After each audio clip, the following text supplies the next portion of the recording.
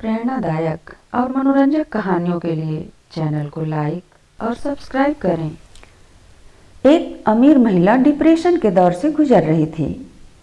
एक दिन मैडम ने जाकर के डॉक्टर साहब से सवाल किया कि डॉक्टर साहब, ऐसा क्या है कि इतने पैसे होने के बाद में भी मेरी लाइफ में हैप्पीनेस नहीं आ रही है। डॉक्टर ने अपने यहाँ काम करने वाली एक महिला को बुलाया और कहा कि अम्मा, आज आप अपनी कहानी मैडम को सुनाइए। और मैडम से कहा कि आप ध्यान से सुनिएगा। अम्मा ने कहानी बतानी शुरू की कि मैडम, मेरा पति शराब पी करके घर आता था, मारपीट करता था, घर में पैसे नहीं रहते थे। मेरा एक बेटा था जिसको पढ़ाने के लिए मैं एक एक पैसे जमा करती थी, काम करने जाती थी। ज़्यादा शराब पीने की वजह से पति की मौत हो गई। 2-3 महीने तक संघर्ष चला, जैसे तैसे बेटे की नौकरी लगी।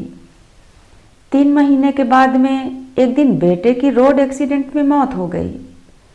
मुझे लगा कि मेरी ज़िंदगी खत्म हो गई है, मेरे जीने की कोई वजह नहीं बची है। मैं मरने के तरीके ढूंढने लगी। तभी एक दिन एक पिल्ला डरा सहमा सा कांपते हुए घर के दरवाजे पर दुबका देखा, तो मुझे लगा कि उसको शायद भूख लगी है। बाहर बहुत ठंड थी। मैं उस बच्चे को लेकर के अंदर आ गई। मेरे घर में थोड़ा सा दूध था। मैंने कटोरे में दूध रखा। पिल्ला उसको पीकर मेरे पीछे पीछे घूमने लगा। उसे देखकर मेरे चेहरे पर हंसी आ गई।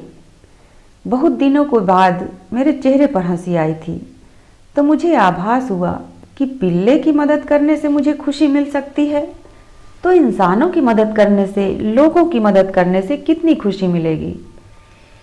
उस दिन के बाद से मैंने अपने आस पड़ोस में लोगों की मदद करना शुरू किया। जितने लोगों की मदद हो सकती थी उतने लोगों की मदद करने लगी। मुझे एक बात समझ में आई कि ज़िंदगी में खुशी ढूंढने से नहीं, बल्कि दूसरों को खुशी देने से मिलेगी। अम्मा जैसे ही कहानी खत्म कर रही थी, उनकी आंखों में आंसू आ गए। मैडम को समझ में आ गया कि दुनिया में सिर्फ पैसा ही सब कुछ नहीं हो सकता। दोस्तों, अगर आप टीचर हैं तो मुस्कुराते हुए क्लासरूम में जाइए। अगर आप हाउसवाइफ हैं तो मुस्कुराते हुए खाना बनाइए, खाने में जान आ जाएगी। अगर आप अपने कर्मचारियों से अपनेपन का सलूक करेंगे तो आपका कारोबार कभी नीचे नहीं आएगा। धन्यवाद।